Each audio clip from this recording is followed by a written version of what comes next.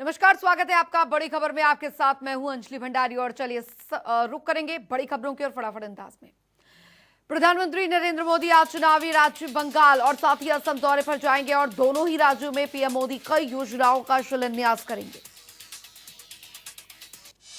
इस दौरान पीएम मोदी कई प्रोजेक्ट देश को समर्पित भी करेंगे। वो पश्चिम बंगाल में प्रमुख इंफ्रास्ट्रक्चर परियोजनाओं की नींव रखेंगे और इसके अलावा मोदी असम में ओसम माला कार्यक्रम को लॉन्च करेंगे और 2 अस्पतालों की आधारशिला भी रखेंगे। पिछले 16 दिनों से दरअसल ये दूसरा मौका है जब पीएम मोदी दोनों राज्यों का दौरा करेंगे। आपको बता दें, इससे पहले पीएम 23 जनवरी नेताजी सुभाष चंद्र बोस की जयंती पर असम और बंगाल गए थे। बता दें आपको, केंद्रीय गृह मंत्री अमित शाह आज महाराष्ट्र के दौरे पर रहेंगे। दरअसल आज वो महाराष्ट्र के पूर्व सीएम और बीजेपी से राज्यसभा सांसद नारायण राणे के मेडिकल कॉलेज का उद्घाटन करने के लिए दोपहर 2 बजे सिंधुदुर्ग पहुंचेंगे। गौरतलब है कि पहले अमित शाह शनिवार को महाराष्ट्र में उद्घाटन समारोह के लिए जाने वाले थे, लेकिन दिल्ली में कृषि कानूनों का विरोध कर रहे किसानों के चक्काजाम के चलते अमित शाह नहीं जा पाए। शनिवार को किसान संगठनों की ओर से कृषि कानूनों के खिलाफ देशव्यापी चक्काजाम किया गया। दिल्ली, यूपी और उत्तराखंड को छोड़कर 3 घंटे के लिए देश भर में दोपहर 12 बजे से लेकर दोपहर 3 बजे तक चक्काजाम रहा। बता दें आपको कि किसान आंदोलन का नया गढ़ बने गाजीपुर बॉर्डर पर चक्काजाम के तहत दरअसल किसानों में नया जोश देखने को मिला है। सैकड़ों की संख्या में किसान गाजीपुर बॉर्डर पर धरने पर बैठे हुए हैं। बता दें आपको कि गाजीपुर बॉर्डर पर दरअसल चक्काजाम के दौरान भारतीय किसान यूनियन के नेता राकेश टिकैत ने मीडिया से बातचीत की और कहा कि देश की मिट्टी से किसानों को जोड़ेंगे। राकेश टिकैत ने कहा है कि नए युग का जन्म होगा और ये जन आंदोलन है। उन्होंने कहा, यूपी और उत्तराखंड में कुछ हंगामा करने वाले थे, इसलिए वहां पर चक्काजाम नहीं किया गया। हम कहीं नहीं जा रहे हैं, हम अक्टूबर तक यहीं बैठेंगे। उधर रोहतक में चक्काजाम के दौरान किसान नेता गुरनाम सिंह चढ़ूनी ने कहा है कि दिल्ली बॉर्डर पर कीले गाड़ना, नेट बंद करना, पानी बंद करना ये मानवता के खिलाफ है और इसी के विरुद्ध सरकार के खिलाफ एकजुटता दिखाने के लिए चक्का जाम किया है। गुरनाम सिंह चंडूनी ने विदेशी सेलिब्रिटीज की सराहना करते हुए बीजेपी पर निशाना साधा। उन्होंने कहा, एक अभिनेता की मौत के बाद 2 महीने तक बवाल होता है, जबकि किसानों की मौत पर सभी मौन रहते हैं। ये समझ से परे है। चक्काजाम के तहत गुरुग्राम में आंदोलनकारी एकजुट हुए और साथ ही संयुक्त किसान मोर्चा ने बजघेड़ा फ्लाईओवर के पास जाम लगाया। इस दौरान सैकड़ों किसान और समाजसेवी संस्थाओं के लोग धरने पर बैठे और सरकार के खिलाफ जमकर नारेबाजी की गई। उधर अंबाला में शंभू बॉर्डर पर किसानों ने जाम लगाया। इस दौरान हाईवे पर वाहनों की लंबी कतार लग गई। किसानों ने दिल्ली अमृतसर और अमृतसर दिल्ली हाईवे जाम किया। पंचकुला में किसानों ने संयुक्त किसान मोर्चा के आह्वान पर चक्काजाम किया। किसानों ने चंडी मंदिर टोल प्लाजा और साथ ही कई क्षेत्र नगल टोल प्लाजा पर चक्काजाम किया। रतिया में भी किसान संगठनों ने हरियाणा पंजाब स्टेट हाईवे जाम किया। भगत सिंह चौक पर किसानों ने प्रदर्शन करते हुए केंद्र सरकार के खिलाफ नारेबाजी की। फतेहाबाद में किसानों ने नेशनल हाईवे 9 पर जाम लगाया। सिरसा दिल्ली हाईवे को भी दोनों तरफ से जाम किया गया। मौके पर सैकड़ों की संख्या में किसान रोड पर बैठे और जमकर नारेबाजी की गई। उधर चरखी दादरी में खापों के साथ मिलकर किसानों ने दादरी क्षेत्र में चक्का जाम किया। सांगवान फोगाट खापों के आह्वान पर कई स्थानों पर रोड जाम किया गया। मौके पर भारी पुलिस बल की तैनाती की गई। यमुनानगर जिले में किसानों ने 7 जगहों पर चक्का जाम किया। वहीं पुलिस ने चक्का जाम के मद्देनजर 22 जगहों पर नाका लगाकर रूट को डायवर्ट किया। जींद में नेशनल टोल प्लाजा पर किसानों ने चक्का जाम किया और इस दौरान किसानों के ने हाथ जोड़कर अनोखे अंदाज में प्रदर्शन किया और तीनों कृषि कानूनों को वापस लेने की मांग भी की गई। जींद के नरवाना में दरअसल बद्दोवाल टोल प्लाजा पर चक्का जाम किया गया। कई गांवों के लोगों ने कृषि कानूनों के खिलाफ विरोध दर्ज करवाया। मौके पर पुलिस प्रशासन पूरी तरह मुस्तैद नजर आया। कृषि कानूनों के खिलाफ हरियाणा के कैथल में चक्का जाम करने के लिए महिलाओं ने प्रदर्शन किया। तितराम बाईपास से पहले सैकड़ों की संख्या में महिलाएं किसान एकजुट हुए और सरकार के खिलाफ जमकर नारेबाजी भी की गई।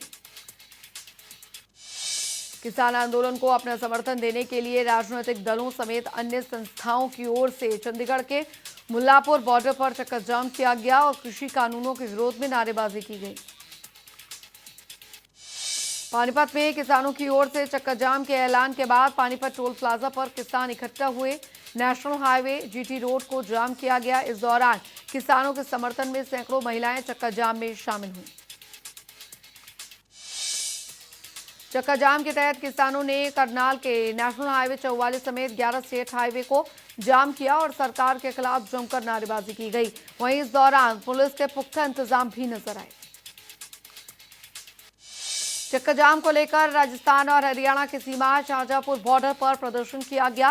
प्रदर्शनकारियों ने सीमा के पास राष्ट्रीय राजमार्ग को बंद कर दिया। तेलंगाना के हैदराबाद के बाहरी इलाकों में चक्का जाम किया गया। हालांकि राजमार्ग पर आंदोलन कर रहे प्रदर्शनकारियों को पुलिस ने हटा दिया। पंजाब में भी कई जगहों पर चक्का जाम किया गया। अमृतसर और मोहाली में किसानों के प्रदर्शन करते हुए तस्वीरें सामने आई, जहां पर किसान सड़कों पर धरना देते दिखाई दिए। चक्का जाम का असर जम्मू में भी देखने को मिला। किसान संगठनों ने जम्मू पठानकोट हाईवे पर प्रदर्शन किया। केंद्र सरकार से तीनों कानूनों को वापस लेने की मांग की गई। किसान संगठनों के मना करने के बावजूद भी दिल्ली में चक्का जाम का असर देखने को मिला। दरअसल कुछ राजनीतिक दलों ने दिल्ली में चक्का जाम करने की कोशिश की। हालांकि इस दौरान कई लोगों को हिरासत में लिया गया। 26 जनवरी को ट्रैक्टर रैली के दौरान हुई हिंसा को देखते हुए दिल्ली पुलिस ने बॉर्डर पर सुरक्षा के पर्याप्त इंतजाम किए ताकि प्रदर्शन की आड़ में शरारती तत्व राष्ट्रीय राजधानी में फिर से न घुस सके। चक्का जाम के चलते दिल्ली के सभी बॉर्डर्स पर सुरक्षा व्यवस्था बेहद कड़ी कर दी गई। सुरक्षा के चाक चौबंद इंतजाम करने के क्रम में अतिरिक्त सेना की तैनाती भी की गई। उधर दिल्ली के आईटीओ इलाके में भारी पुलिस बल की तैनाती की गई और मौके पर बैरिकेडिंग्स के अलावा फेंसिंग और कटीले तार भी लगाए गए। बता दें कि 26 जनवरी को हिंसा की शुरुआत आईटीओ से ही हुई थी। 50,000 से ज्यादा सुरक्षा कर्मियों को दिल्ली की सुरक्षा में तैनात किया गया। इनमें Delhi police, reserve police force और साथ ही पैरामिलिट्री फोर्सेस के जवान बॉर्डर समेत विभिन्न संवेदनशील इलाकों में तैनाती की गई। दिल्ली पुलिस ने बॉर्डर पर कई लेयर्स की बैरिकेडिंग्स की और साथ ही किले भी लगाई गई। पुलिस के साथ ही कई जगह कटीले तार भी लगाए गए।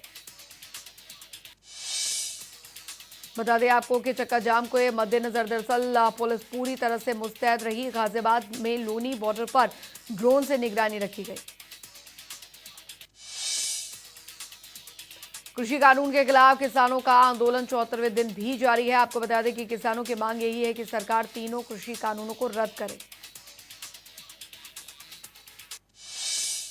उधर गाजीपुर बॉर्डर पर दरअसल आंदोलन का नेतृत्व कर रहे किसान नेता राकेश टिकैत के मुताबिक आंदोलनकारी किसान प्रधानमंत्री नरेंद्र मोदी से बातचीत को तैयार हैं। उन्होंने कहा है कि वो पीएम मोदी के न्योते का इंतजार कर रही हैं।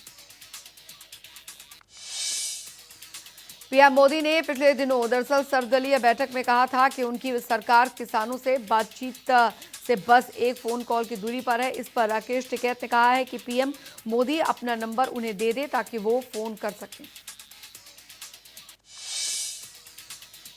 किसान आंदोलन को लेकर राहुल गांधी ने एक बार फिर से सरकार पर हमला बोला है। ट्वीट कर राहुल ने लिखा है कि अन्नदाता का शांतिपूर्ण सत्याग्रह देश हित में है।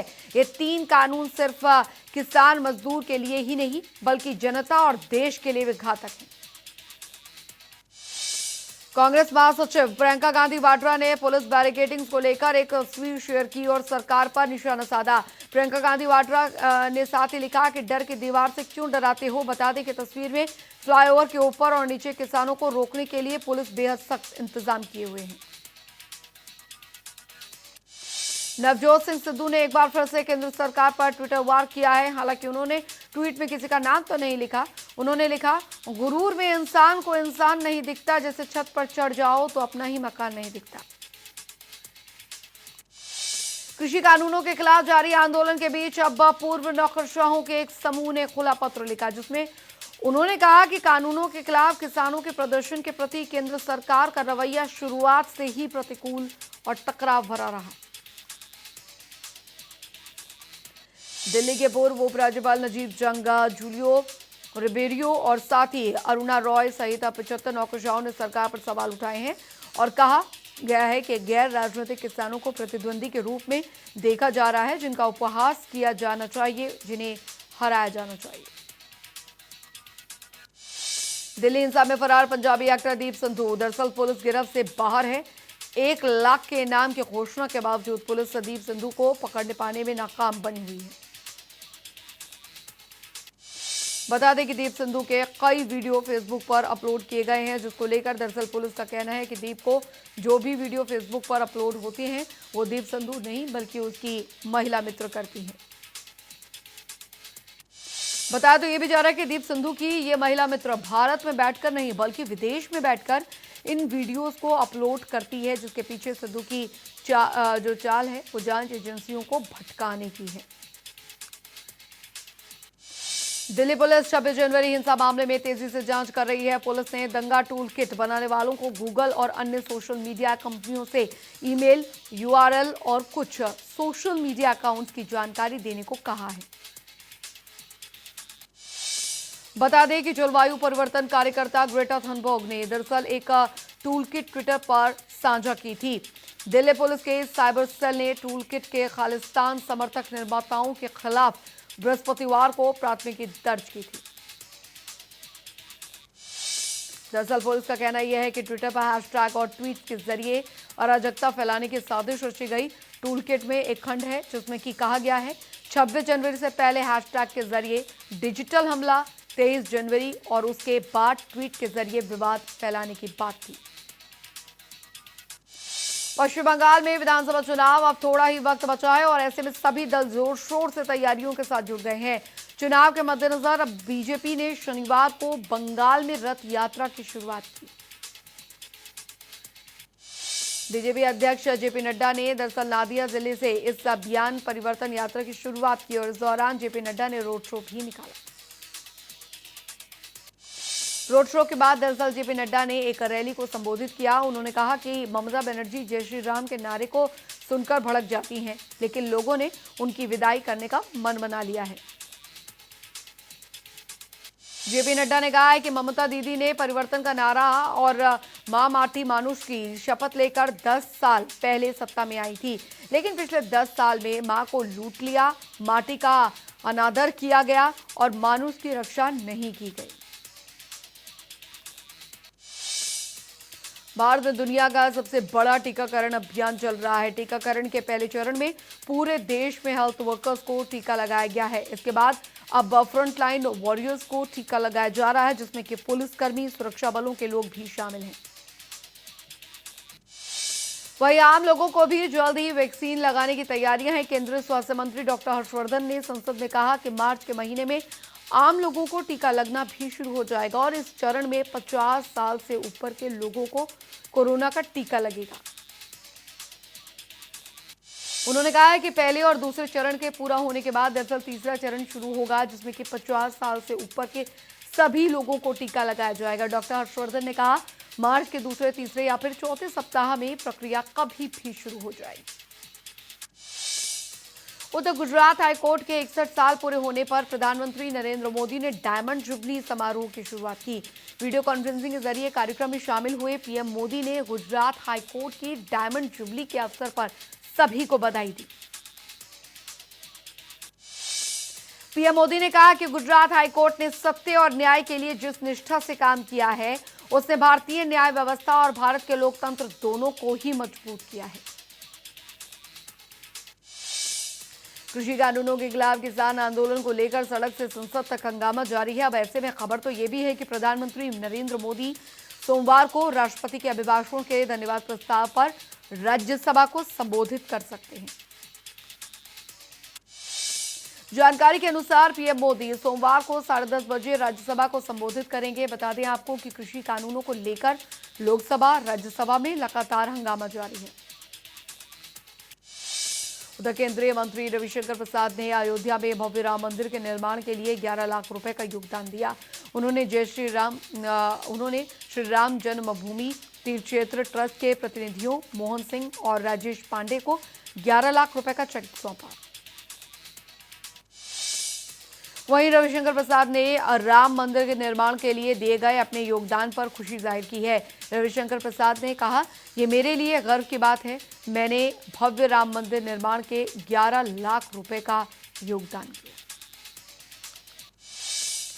महाराष्ट्र के पनवेल स्टेशन से दिल दहला देने वाला वीडियो सामने आया है, जहां पर एक दिव्यांग शख्स चलती ट्रेन में चढ़ने की कोशिश कर रहा था। हालांकि राहत की बात यह रही, वक्त पर आरपीएफ के जवान ने दिव्यांग को सही वक्त पर बचा लिया। दरअसल आपको बता दें, दिव्यांग चलती ट्रेन पर चढ़ने की कोशिश में फिसल गया और इतने में पास मौजूद आरपीएफ जवान ने सतर्कता दिखाते हुए उस दिव्यांग को अपनी ओर खींच लिया और दिव्यांग की जान बच गई।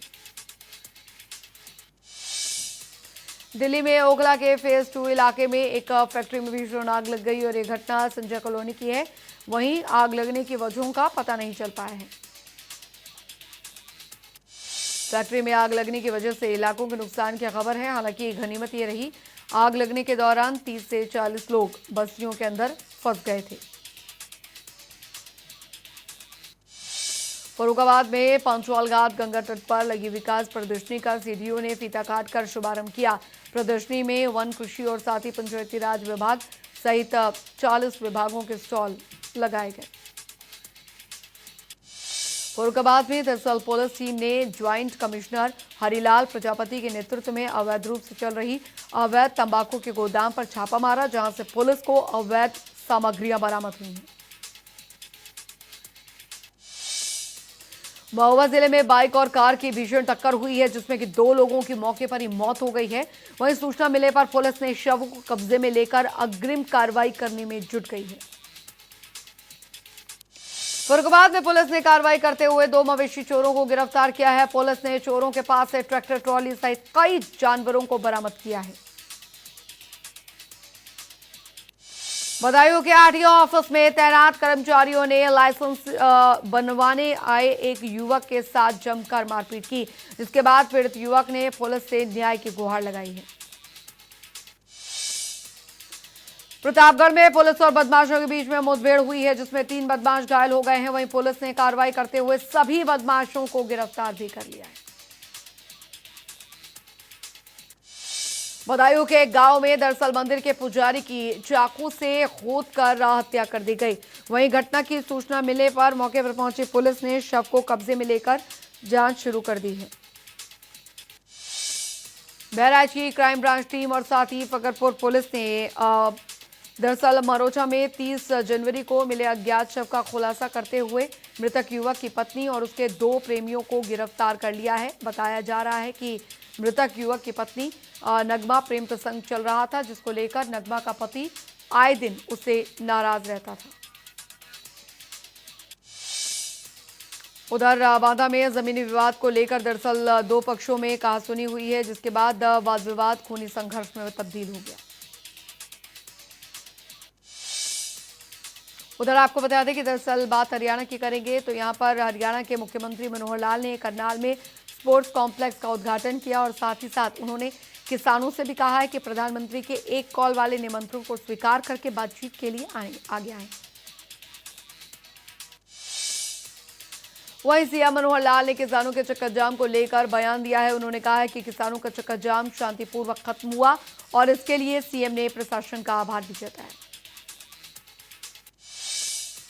करनाल दौरे पर मौजूद सीएम मनोहर लाल आज करोड़ों रुपए की सौगात कई विकास परियोजनाओं का शिलान्यास करेंगे। दिल्ली में हरियाणा कांग्रेस की अध्यक्ष कुमारी शैलजा ने जनता टीवी से खास बातचीत की। उन्होंने कहा किसानों ने शांतिपूर्वक तरीके से चक्का जाम किया। 26 जनवरी को जो हिंसा हुई वो सरकार की नाकामी थी। कुमारी शैलजा ने कहा कि दरअसल किसान और मजदूर देश की अर्थव्यवस्था का आधार हैं। अगर सरकार उसकी नींव ही हिला देगी तो फिर देश कहां खड़ा होगा। वहीं उपचुनाव को लेकर दरअसल कुमारी शैलजा ने कहा कि कांग्रेस पार्टी उपचुनाव के लिए समय पर तैयार करेगी और साथ ही इस दौरान उन्होंने कहा कालका विधायक को गलत तरीके से निलंबित किया गया। नूंह में सुनेड़ा बॉर्डर पर आज किसान महापंचायत का आयोजन किया जाएगा, जिसकी जानकारी जिले के किसान नेता रमजान चौधरी ने दी।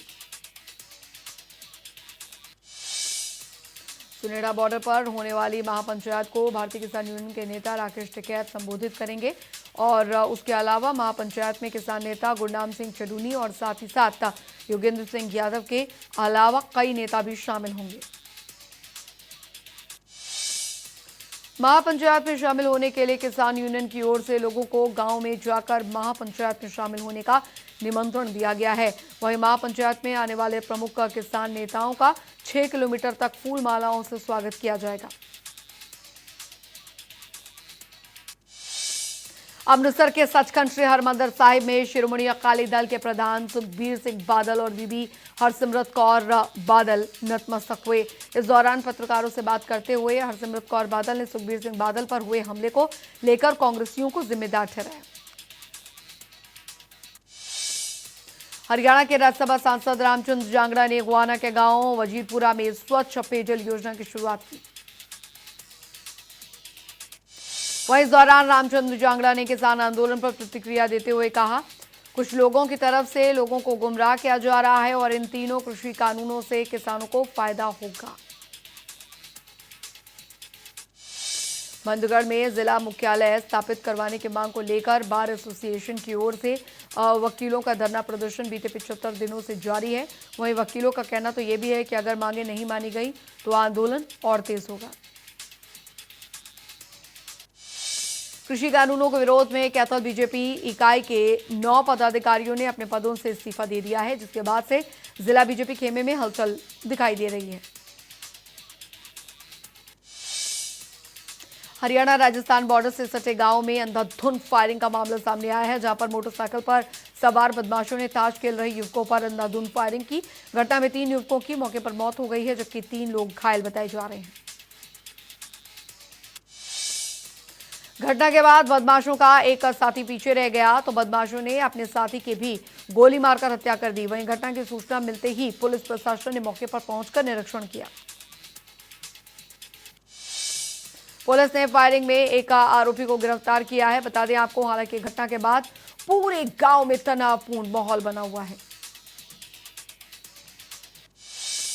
चरखी दादरी के गांव दुधवा में बाइक सवार हथियारबंद बदमाशों ने एक युवक को घर से बुलाकर गोली मारकर हत्या कर दी और मौके से फरार हो गए। बहादुरगढ़ के सिद्धिपुर गांव से पुलिस ने नशीले पदार्थ की सप्लाई करने वाले अंतर्राज्यीय गिरोह के 5 सदस्यों को गिरफ्तार किया।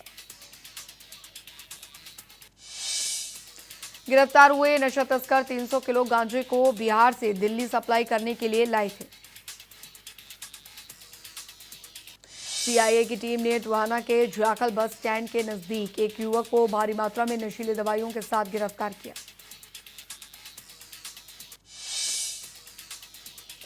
उधर आपको बता दें, पानीपत के छाजपुर कला गांव में समेत कई गांवों को हरिद्वार रोड से जोड़ने के लिए एक बाईपास बनाया जा रहा है। हालांकि ग्रामीणों का कहना है बाईपास बनने के बाद उन्हें अपने खेत के लिए कई किलोमीटर तक घूमकर जाना पड़ेगा।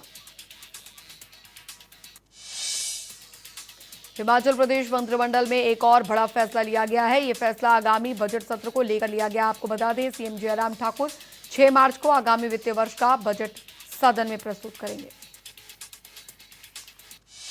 हिमाचल विधानसभा का बजट सत्र 26 फरवरी से शुरू होगा और यह बजट सत्र 20 मार्च तक चलेगा।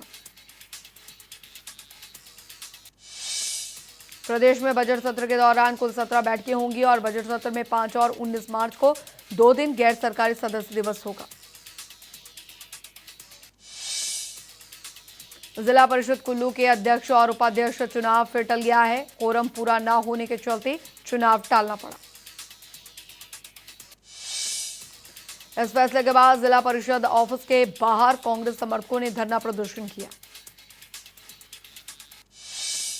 गौरतलब है कि अध्यक्ष और साथ ही उपाध्यक्ष का चुनाव के कोरम के लिए 8 सदस्यों का होना अनिवार्य था।